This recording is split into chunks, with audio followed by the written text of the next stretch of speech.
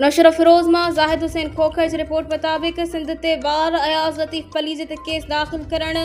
सिंध मां गिरफ़्तार शाइरनि अदीबनि जी आज़ादीअ लाइ समूरी सिंध जी कोर्टुनि जियां डिस्ट्रिक्ट बार नौशर फिरोज़ पारां कोर्टुनि जो कमकार बंदि करे सिंध बार काउंसिल जे मेंबर अब्दुलसत्तार लोहराणी, सदर डिस्ट्रिक्ट बार मोहम्मद अयाज़ मरी,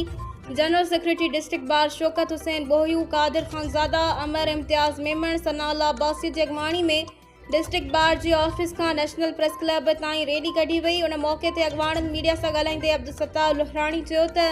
सिंध हिकु आहे, रहंदी सिंध,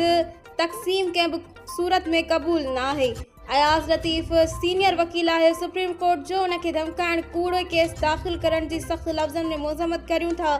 डिस्ट्रिक्ट बार जे सदर मोहम्मद अयाज़ मरी, शौकत हुसैन बोहियू ऐं ॿियनि चयो त सिंध हिकु आहे, हिकु रहंदी, जेसीं ताईं रत जो आख़िरी फुड़ो हूंदो तेसीं ताईं सिंध लाइ विढ़ंदासीं। सिंध जे वकीलनि, सियासी समाजी धुरियुनि, शाइरनि अदीबनि ते कूड़ा केस दाख़िल करण ऐं कल्ह समूरी सिंध मां गिरफ़्तार कयल शाइरनि अदीबनि समेत सभिनी खे आज़ादु कयो वञे।